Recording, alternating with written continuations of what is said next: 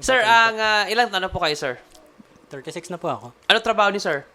First aider po ng mga steelman. Si Ma'am Luisa naman, ano po, ilang taon na po?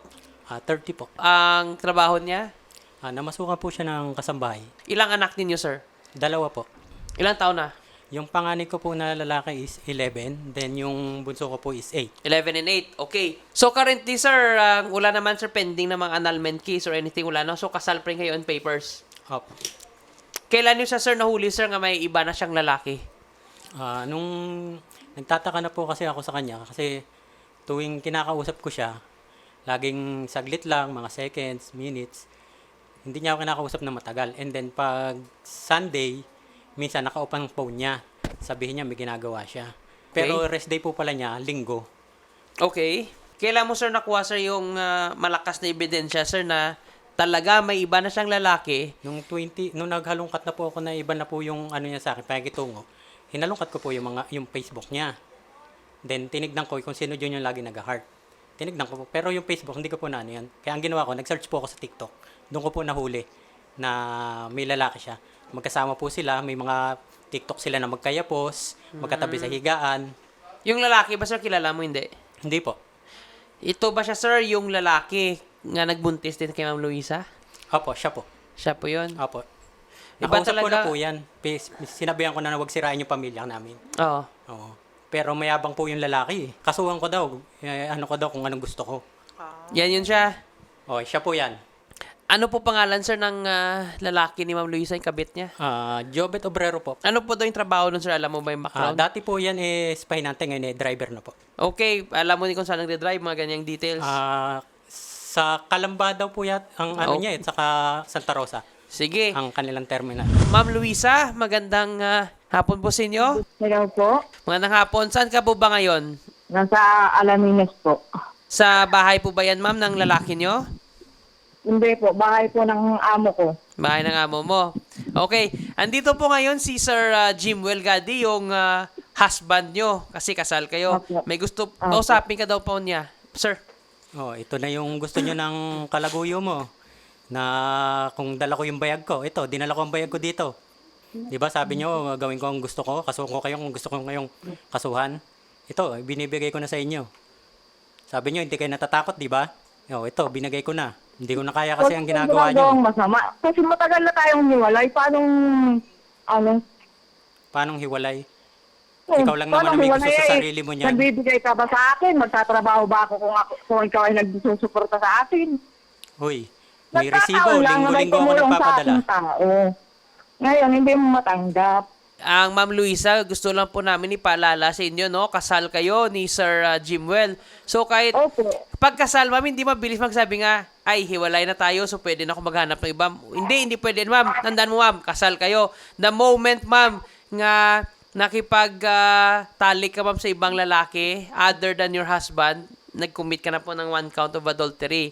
Ngayon, ang balita namin, ma'am, buntis ka. Nanganak ka na daw? Tapos na ba yung panganak niyo, ma'am? Opo. Okay, and then yung lalaki po, yung tatay po, yun yung po yung kabit nyo. Tama po ba? Opo. Okay. So, dahil din po dyan, ma'am, di ba, at least inamin nyo din naman, ang adultery pa rin, ma'am, kasi, ayun nga, kasal kayo ni Sir Jimwell, pero yung nagpabuntis ka sa ibang lalaki, so hindi naman kasiguro mabuntis pag hindi kayo nag-engage po sa isang carnal knowledge, di ba? Kaya, ayan, adultery talaga yan. Ibig sabihin na attorney, mas malaking ebidensya. Ito na yung pinaka-ebidensya. Ito na pinakamalaking ebidensya. Yes. Yung nabuntis siya, Opo. tapos inamin niya din na yung tatay ay iba. That's it. Oh, di ba? Hindi po maganda, ma'am, na habang lumalaki po yung anak nyo, 8 at 11, tama po ba? Opo.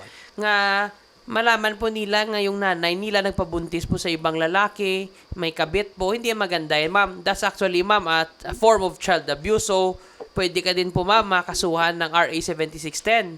Also, ma'am, yung vowsy, hindi lang po yan, ma'am, nga yung wife, yung nagkakaso sa husband, pwede din po, ma'am, masampahan po ng husband yung wife ng vowsy on behalf sa bata. Kasi it's for the protection of women and children. Ngayon po, yung mga anak ninyo habang lumalaki, they are incurring ang psychological violence or emotional abuse. Kasi feeling mo ba, ma'am, matutuwa sila, ma'am, nga andun sa custody mo, and yet makita nila, ma'am, nga yung sinasama mong lalaki hindi yung tatay nila, nagpabuntis ka pa sa hindi din nila tatay. So meaning magkakapatid sila na hindi nila full-blooded na mga siblings. Do you think, ma'am, they're okay with that? Syempre, we know very well nga na-hurt yan sila. Minsan hindi sila makatulog sa gabi. Baka dino-joke pa sila ng school nila, minamak silang, ay nanay mo, may mga kabit, ganyan. Syempre, they are feeling that emotional anguish. Kaya pasok yan, ma'am, sa child abuse and violence against women and children. Ay, sir, yung mga anak ko naman po ay nasa probinsya namin eh. Kailan ko lang po kinuha itong babae ko ngayon lang pong June. Yung pong isa nasa Quezon. So, sino po, ma'am, nag-alaga sa kanila ngayon, ma'am? Yung kapatid ko po, hindi naman po naalis yun sa amin eh. Saka yung lalaki ko, sir, hindi naman po napunta sa bahay namin sa Quezon. Pero, ma'am, the fact, ma'am, nga andyan kayo sa social media, kung kami, ma'am, may copy nga, ma'am, how much more sila din, social media can be accessible by anyone, di ba? So, it's a public platform. So, yung humiliation po nga na-feel nila, ma'am, kung may makapag-send sa kanila, ay, si mami mo, tinan mo, iba-iba yung nakasamang lalaki, hindi po yung tatay mo, di ba? I mean, masakit yung para sa kanila. Ganito po, Ma'am Luisa, since it seems na reconcilable difference na po kayo ni Sir Jimwell and gusto na po kayo kasuhan, ito na lang, ma'am, para po sa kapakanan ng anak ninyo. Willing po ba kayo nga ibigay yung custody sa kay Sir Jimwell? Sige po, kung gusto po ng anak niya, Talagang kukunin ko yung mga anak ko kasi sinira mo na ang buhay nila. kung sasama sa iyo, ay di, wain. Oy, talagang kukunin ko yan dahil bakit sino mag-aalaga dyan pag nasa kulungan ka na? Tama nga ninyo ang bata kung sasama. Ang actually, ma'am, ang mga above 7, okay, they have a discretion mamili kung kanino sasama sa nanay or tatay. However, ma'am, pag ikaw makulong, ma'am, dahil, ma'am, sa mga kasong isasampa sa'yo, well, definitely, ma'am, pupunta sa tatay. 'Di ba? Kasi Okay. married kayo eh.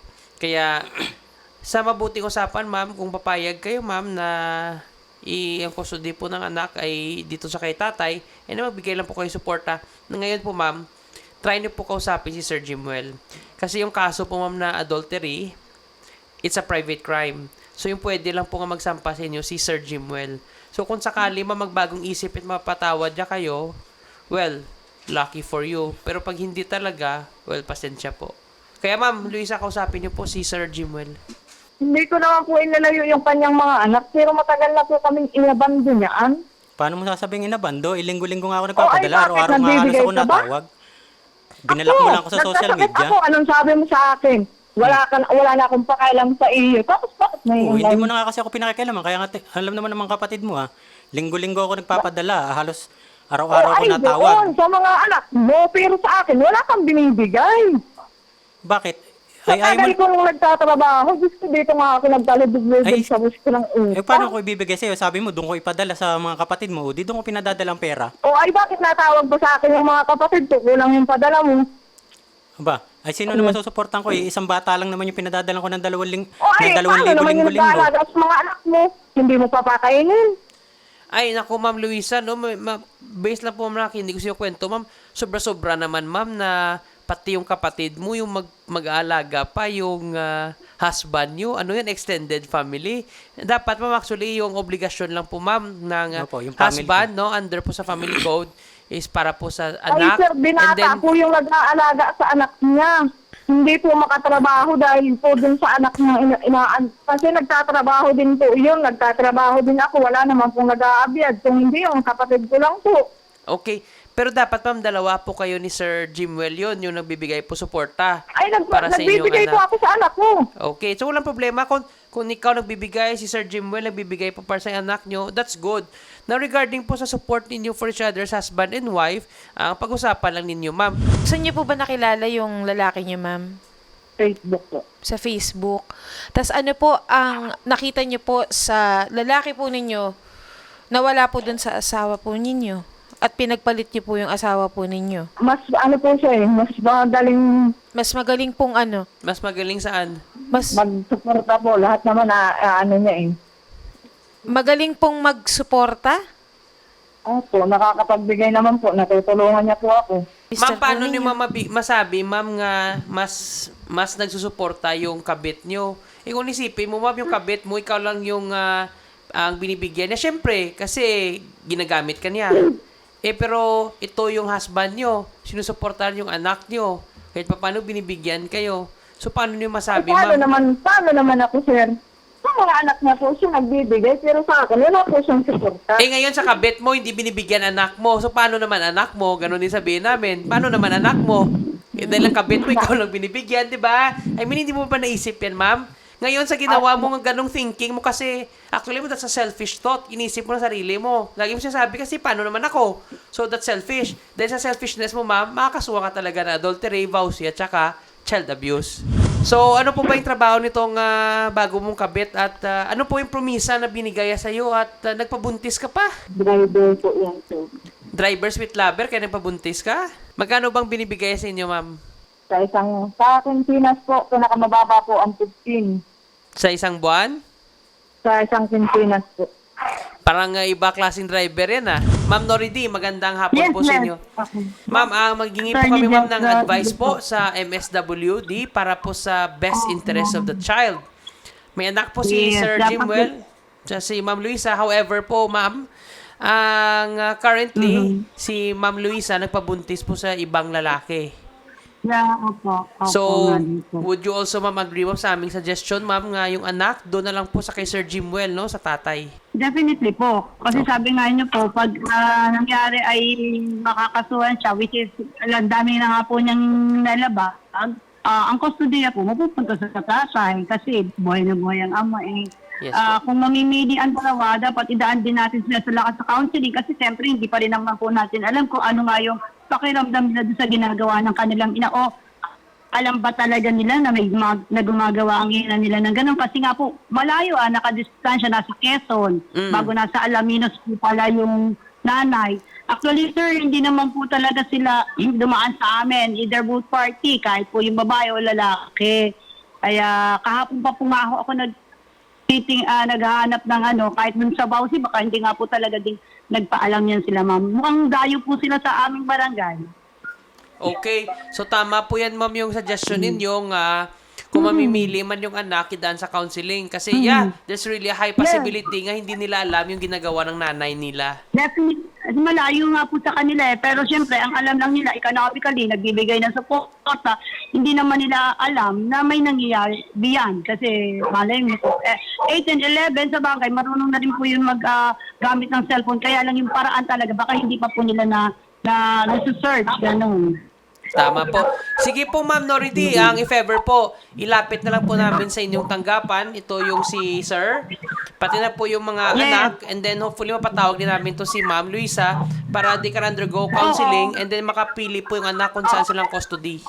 But eventually, pag makasuhan to si Ma'am Luisa at makulong siya, malilipat naman talaga sa tatayan eh.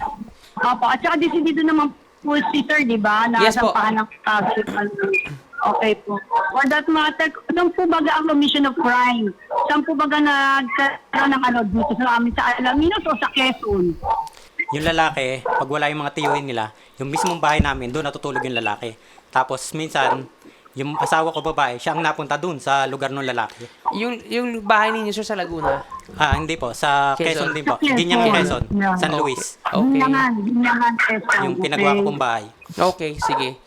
Sige po, maraming salamat po for that, Ma'am Noridi Carion po sa inyo pong advice po. Pag mag-file na po ng case po no, ng adultery, ang importante din po, sir, yung place na kung saan yung possibility nga nangyari. So, sabi niyo sa bahay niyo, pwede dyan, sir. Doon po tayo, sir, mag-file po na kaso po sa lugar ninyo, sa may Quezon province ba yan? Apo. Yes po. Yung lalaki po ba, sir, saan yung bahay niya? Sumunod na bayan po. Pero Quezon pa rin? Quezon din po. Magkasunod lang po yun. Okay. Sasamahan po namin kayo, sir, makapaghain po ng kaso and masamahan din po kayo sa MSWDO and makapag-file po ng kaso din, sir. Okay?